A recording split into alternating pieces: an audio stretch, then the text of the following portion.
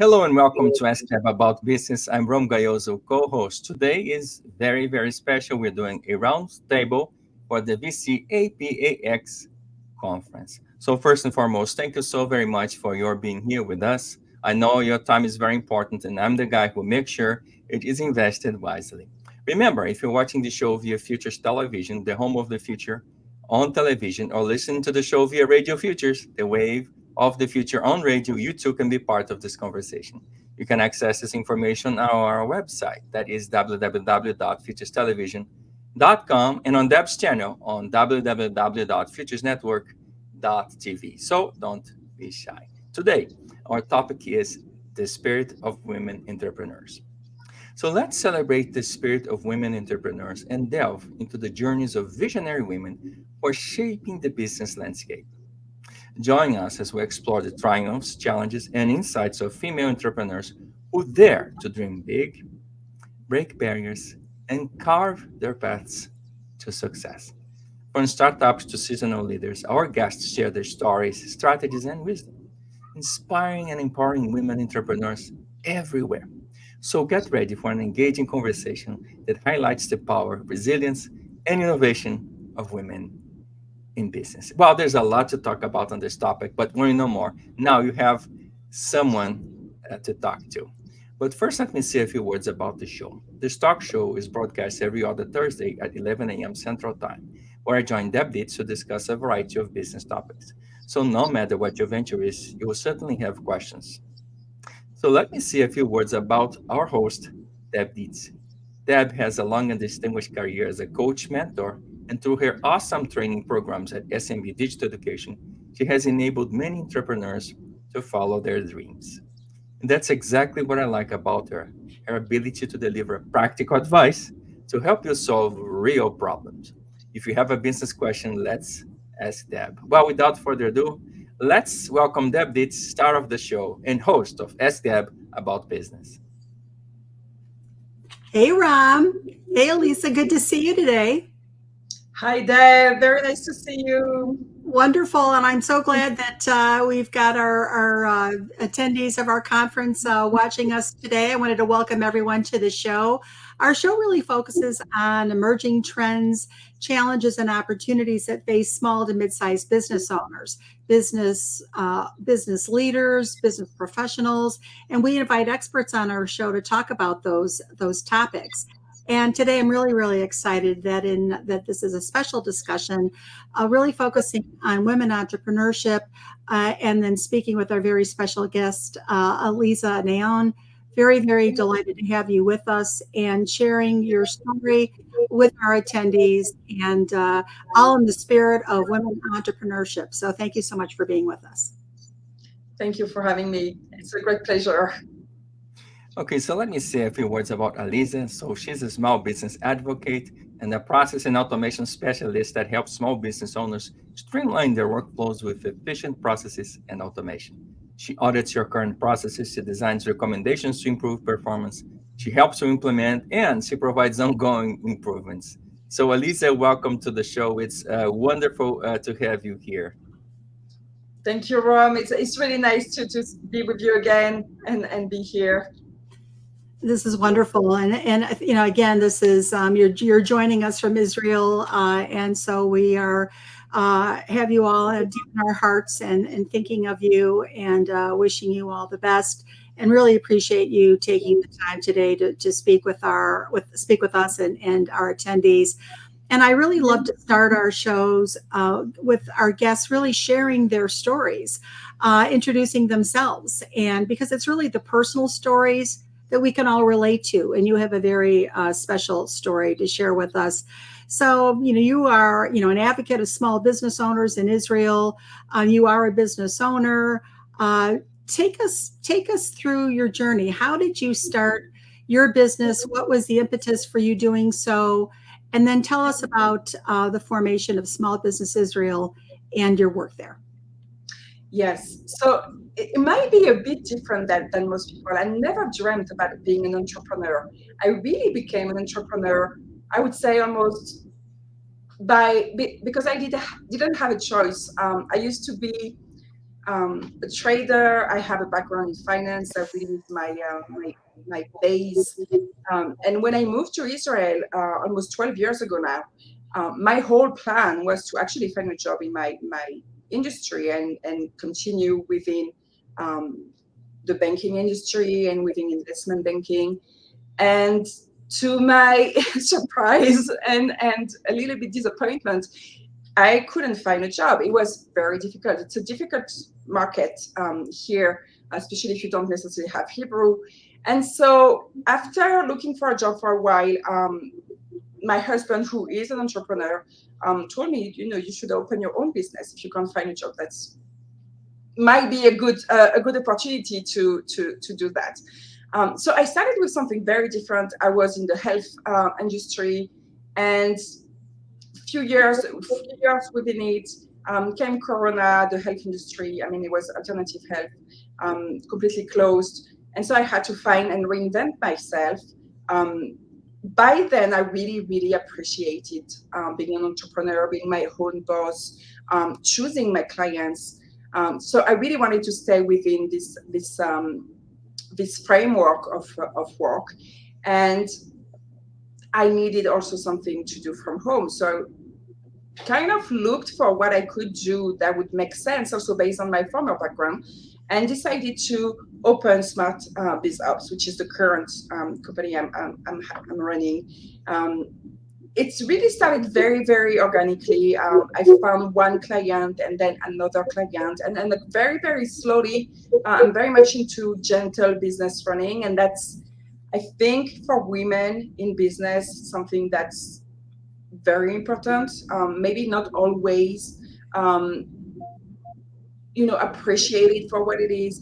Being an entrepreneur also very often comes with the idea that you have to be a little bit aggressive, a little bit out there, pushing forward. But I think that as a woman who might have a family, who might have other interests outside of the business, it's very important to be gentle on yourself. And so I started Smart Business very, very, very slow, and thank God picked it up um, nicely. And this is now my main business and working.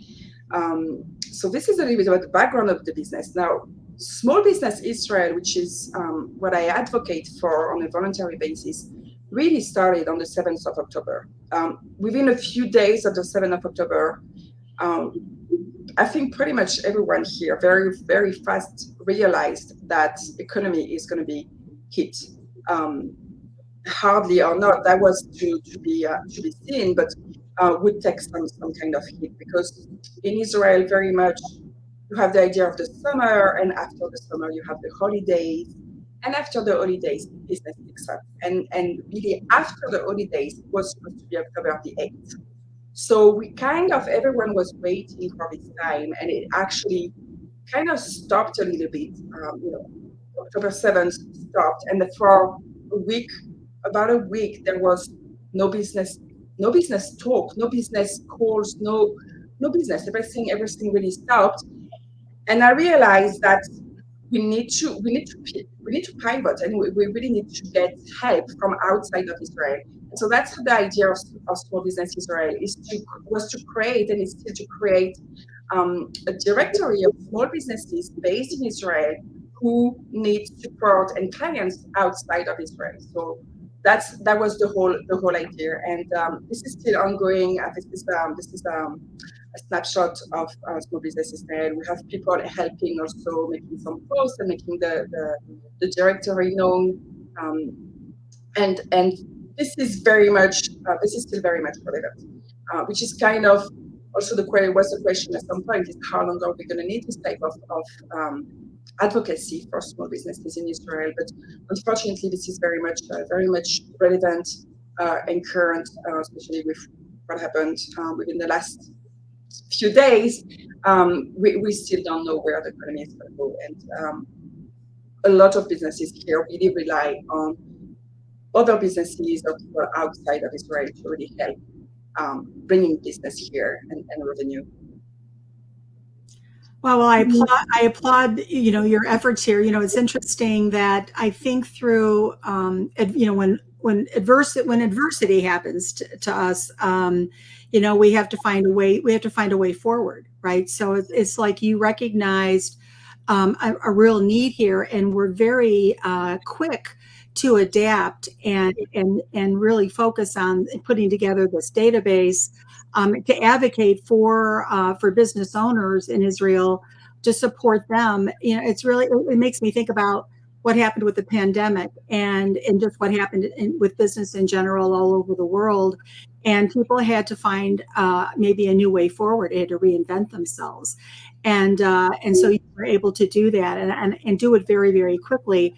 And advocate for these businesses in Israel. So I applaud the effort that it took to do this. I applaud your ability to be so agile and to provide a solution very, very quickly amidst adversity. And I think that's really kind of a common theme, that I see working with women business owners, everywhere, is that, there seems to be this really amazing ability to persevere through adversity and find a way forward. And so I think that's and I love that you shared, your story, because I think these personal stories are very inspiring and very relatable to a lot of people. And so I can just hear in your voice, how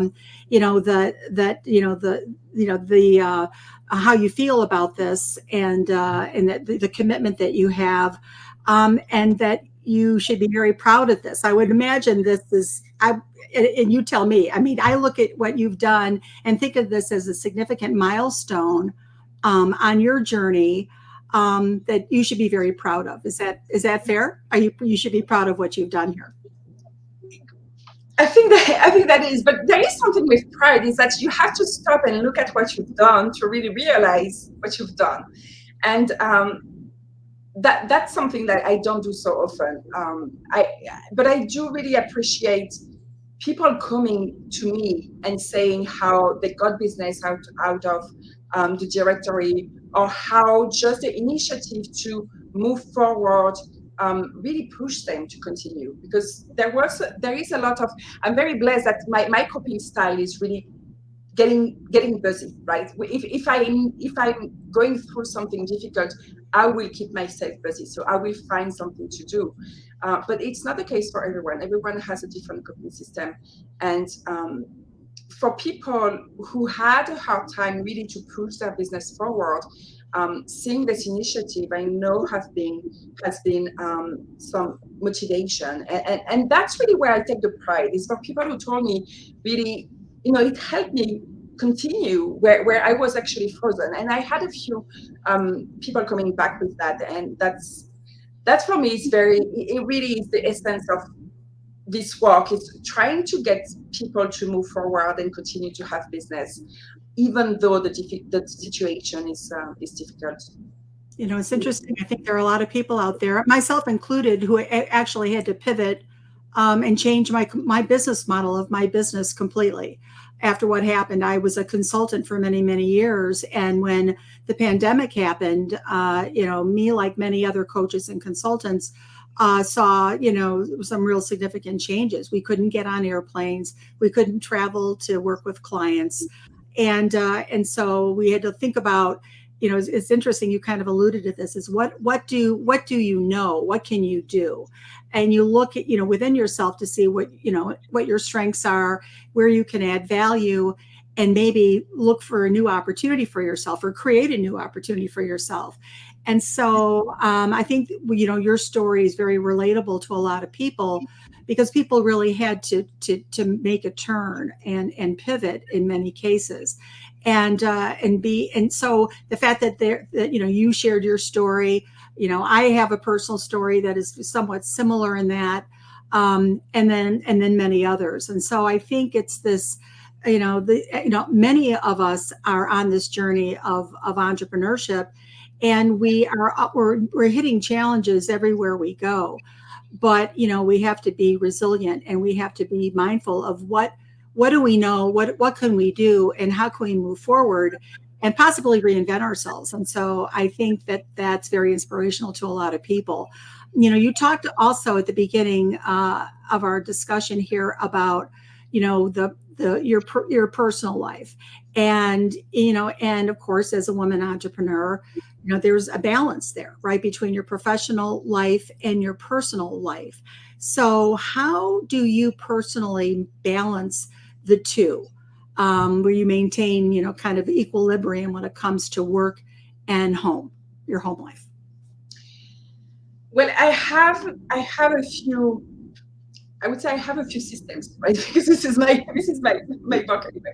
I have a few systems. First of all, I have office hours. Even though I work out of the home, I really have very clear boundaries on office hours, which for me is very important because once I hit the time when my office closes, that's it. I'm out of the, even though I'm still in the same physical environment, I'm out of my work. So that's how I can bring back my personal life. But I think the balance, most this is really more for the workload and being able to go from one to the other.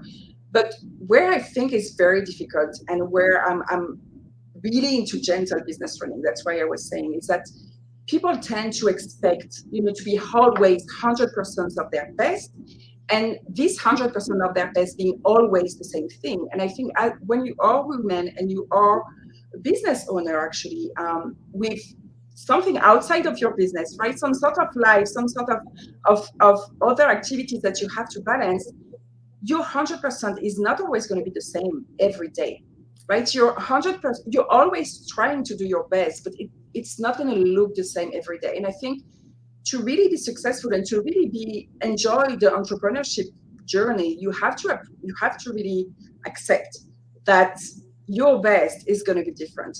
And that's something I struggled in the beginning because I'm kind of I would say perfectionist type of person.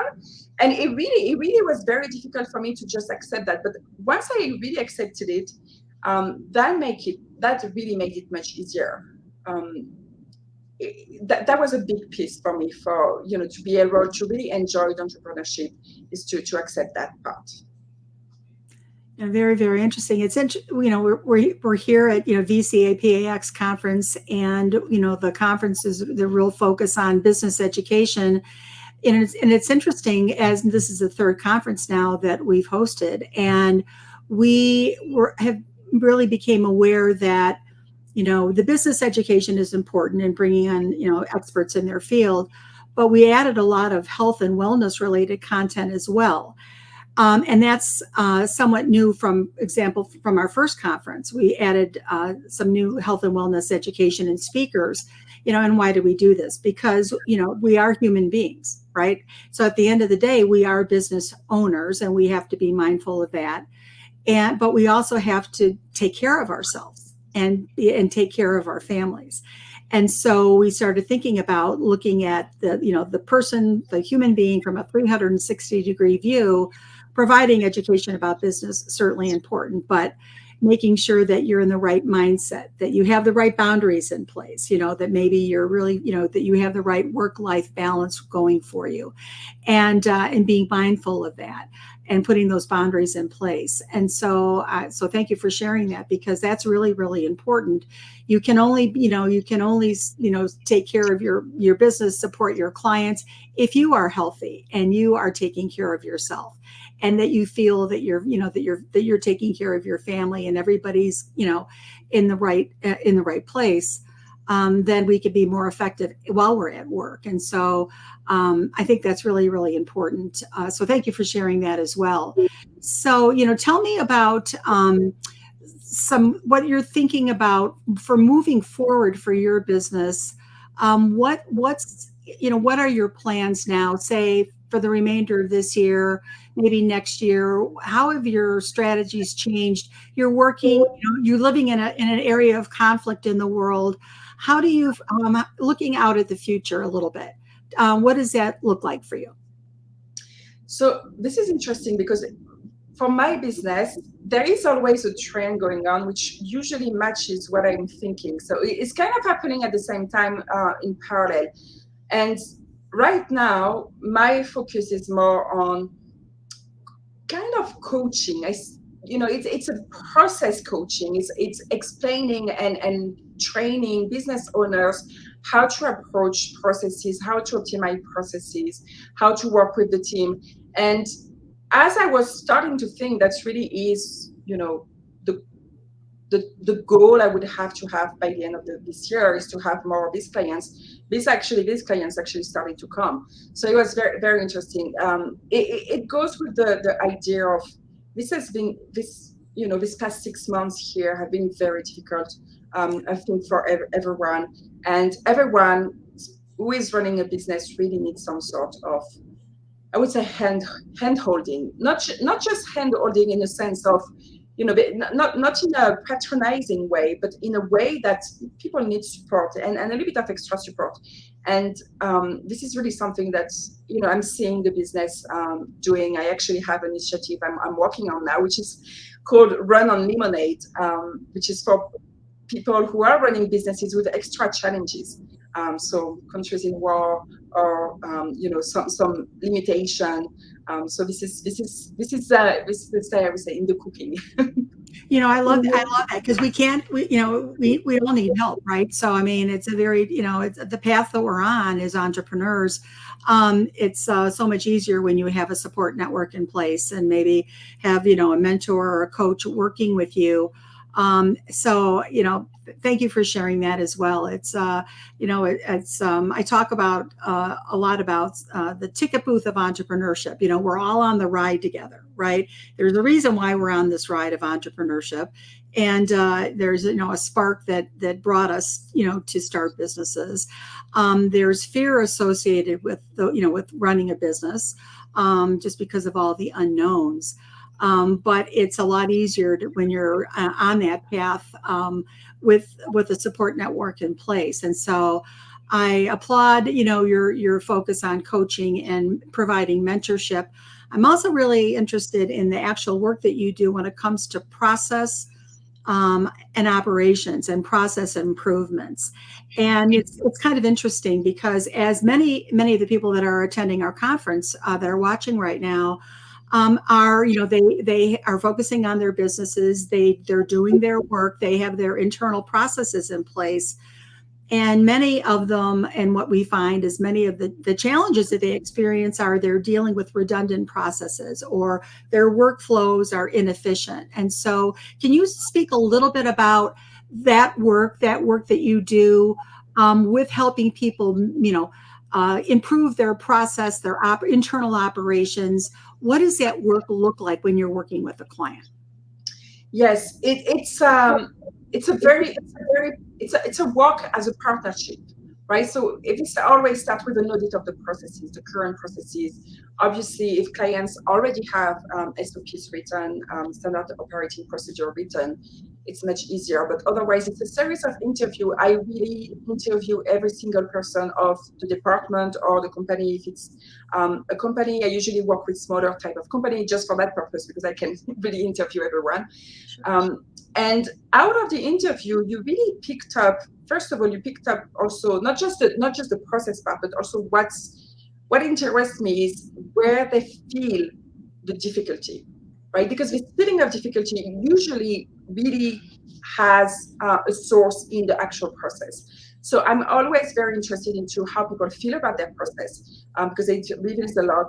And then from here, there are actually a few tips on how you optimize the process, looking at the bottlenecks and what are the critical path on a workflow. I mean, there is some ways to actually systemize the optimization. But it's really a partnership type of work where the client has to explain really their processes, and I go deep in them and find a way to optimize. Sometimes the optimization is a very simple, quick fix. Sometimes it's a complete revamp of the process. And very often it also involves some tech improvement or digital transformation. And that's also part of what I do, because nowadays you do need this, technical support of the processes. I mean, it's not paper anymore. So you do have it, but mainly not. And you're really working directly with your clients, asking those questions, understanding kind of where that anxiety is, where is it, right? Where is it coming from? It's interesting. I have done some work in process improvements, and this is quite a while ago, but we used to do things, process mapping, going through like a process mapping exercise where, you're literally taking, yellow Post-it notes and writing every step of a process. And as in a prior life was a marketing consultant and would do that for the marketing processes within an organization. And it was always, every time I went through that and did it for myself, did it with clients, it was always amazing to me how much redundancy there was in some of these processes. And of course, every time there's redundancy, there's incremental cost, right? So, and as small business owners, we're always looking for ways to optimize performance, to be as efficient and as productive and as profitable as possible. So this is really, the work that you're doing is critically important, and a lot of people talk a lot about strategy and planning and sales and all those things. But, there's a lot of work that needs to be done at the internal process and operations level to be able to, number one, write down, you talked about documentation, document your processes and make sure that everybody on the team is aligned to that, right? I would think that that's important to make sure everybody's kind of marching to the same opportunity, and that everybody's in alignment, so you do get the productivity that you really need to have. Is that fair? Yes, it's exactly that. I mean, I think every business should really have their processes written, but also their workflow mapped, because this is really how you realize where you have your bottlenecks and where you have your redundancy, and that's how you can really optimize your workflow. That's the best way to do it. So you talk a lot about technological support to help you do that. Can you talk a little bit about that? Are these software tools? What do the technical tools look like? So by technical tools, I mean, usually I work with off-the-shelf software. So that would be a client that needs to track their client's information, track what's going on with their pipeline. And so I would help them put in place a CRM, a customer relationship management tool for them that matches exactly what they need. Or it could look like a client losing, quote unquote, tasks that needs to be done, right? So that would be putting in place a project management tool or a task management tool. So these are the type of technological tools that really can support the process. But everything really starts with the process. I mean, the workflow has to be optimized in order to find the right software to support them. That really should be the way. And very often, actually, it goes the other way around. Businesses bring software hoping that it's going to give them the workflow, and it doesn't really work that way. And that's where you also have some inefficiencies, right? It's people trying to figure out, based on the software, what the process should be. This is so interesting to me. It's, and let me ask you this. So a lot of our attendees who are watching, many are solopreneurs, or they're just emerging, they're just starting their businesses. So so if you're just starting out and say you're a solopreneur, what recommendations would you have for them as they're just getting started with trying to plan, for process, for operations, to be as efficient as possible? What would you recommend for someone who's very, very small company, just getting started? Even for someone who's just started, or a solopreneur who likes to be a solopreneur, which does happen also, there are a few pieces that are really important. The first one is to already start writing down what's going on.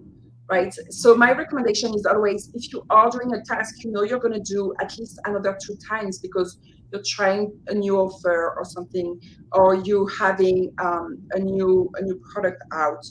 Write down what the steps are, because you don't want to go and do it again, and reinventing it again. So that's the first step, is to really write down the processes. The second step that's really important if you want to grow the business eventually is to start tracking your data. And by that, you don't necessarily need a very fancy software. It could actually be Excel spreadsheets or this type of, very easy software, but you want to have that somewhere. You want to track who your clients are. You want to track your revenue and your expenses. You want to build this database of numbers and information that eventually you're going to be able to analyze and grow the business with. And you will be able to import it into any software. But that's really very important, I think. It's to really start building the data pretty much from the beginning, so you can know where the business is going. That's also one of the two pieces I would really recommend for someone starting or someone with a very small business.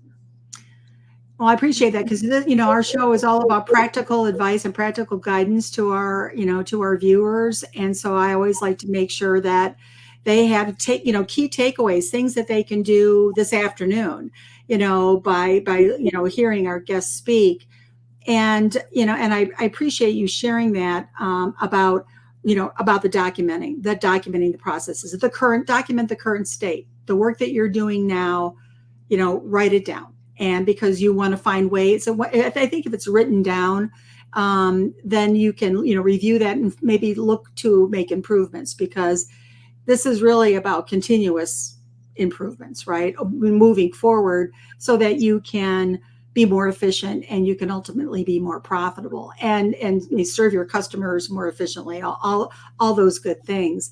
So tell me a little bit about, what it's something that from your point of view, one key takeaway that you would like our conference attendees to take with them when the conference is over. And would it be just to sit down with a piece of paper and write down their current processes? And what's the best approach to do that? You have two ways. So here you really have two ways to do that, and it really depends on the personality of the person. You can either really take a piece of paper and write down step by step what you're doing from the time someone first contacts you until you finish working with them. So that really is writing down the customer journey. They contact me, and then I send them the proposal, and then they pay, right? All the different steps. For people who are very visual, this usually become a diagram, right? So they can even just draw what's going on. But it's the same idea. It's to really write down or map the processes. And very often while you're doing that, pretty much everyone will realize, oh, but this doesn't make sense, or this actually should be automatic already. So that really brings a lot of ideas on how to improve just the process of writing down. Just writing it down, you'll find ways, maybe the opportunities to automate, right? Yeah. So you can become more efficient, but you have to start somewhere. So that, I think, is a great recommendation to our audience, is to do just that. Any specific tools that you could recommend for people to do that, or There is two tools first of all, pen and paper for that really works. That's a piece of paper and a pen. Okay. That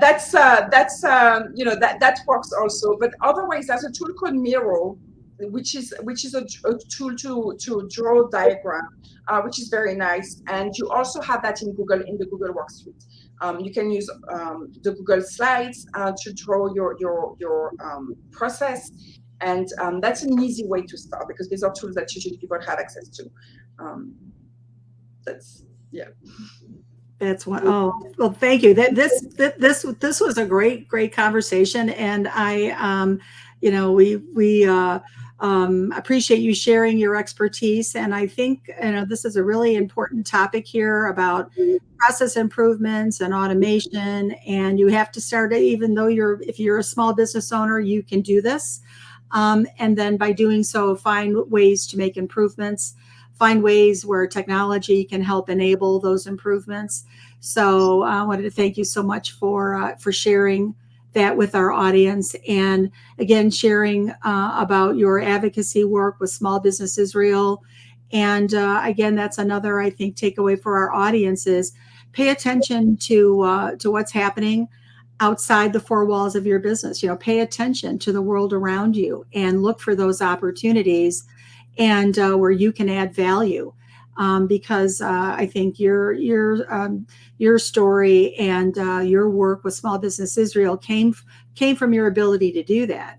you saw an opportunity, you were able to, to provide value, and we applaud you for doing that. And again, supporting the people of Israel and all the small businesses out there that need to become more profitable. They need to become more efficient. And so, and we haven't talked a lot on the show about process and improvements and operations. So really appreciate your counsel here to our attendees and our audience of our show. So thank you so much for doing that. And Ram, I'm going to hand it back to you. Oh, I think so maybe. I will take the opportunity to thank you, Deb, for having me, and it was a very nice conversation. Process is my subject. So it is, and I'm really, and I think I'd like to do. I think we've just kind of touched the surface today on this topic, but it's an important topic, and it's interesting because I do strategic planning for a living, and and of course there's a whole part of the planning process that's process and operations. So I really, something that, I understand the importance of doing this and finding a better way, because when your revenue is, maybe you're plateaued on revenue, you've got to look for ways to improve your operations and take costs out of your operations. And the only way to do that is going through some of these exercises that you've talked about to find the redundancies, to improve the workflows, take costs out of the operations so you can become more profitable. So I think it's a very, very meaningful topic of conversation and education, and we'll explore that more in the days ahead. So for those of you that are watching, thank you so much for being with us today. And I appreciate you being with us and listening to Aliza's lessons that she's had to share with us. Please share your comments with us. Let us know what you took away from this conversation on today's show. And Aliza, so before we sign off today, how can people find you? How can they connect with you? Well, through my website, that's actually the main place to find me, which is smartbizapps.com. So that's the easiest way. Or on LinkedIn, Aliza Naon. Also on LinkedIn. Wonderful. And thank you so much again. And I wanted to just remind everyone, our conference is 4 days here, April 22nd through the 25th. So we're going to be here for 4 days. We have more than 80 speakers who are sharing expertise on business, health, and wellness. And so there's definitely a focus on health and wellness as well. And so we also would like to invite you to register for our full day, the Academy Masterclass, which is actually our 5th day of our conference. So that will be this Friday, April 26th. And we have 4 2-hour master classes. The first one is on AI tools with Arthur Weiss. We have weak signals and managing uncertainty with Martin Schwern. We have scenario planning and storytelling with Ram Gayoso. And then I'll be doing some training on business intelligence informed business planning. And so we hope you'll join us for our full day masterclass on Friday. We're also building other master classes on other topics, including customer experience, competitive intelligence, and you can find information about Friday's session on Eventbrite. Also want to invite you all to visit us at futuresnetwork.tv. Please subscribe to all of our educational videos from experts in business, health, and wellness. We have a brand new films and entertainment and culture channel on the platform. Lots of great music on our new platform, TIVA, which is a lot of fun. So please check out TIVA, plus films from around the world on our new culture channel. So wanted to thank everybody for being with us today. Aliza, thank you again for sharing your story, your experience with all of us. And we will continue this conversation because there's a lot to know about process and operations, and of course, always supporting the small business Israel. So thank you all for being with us. Bye for now.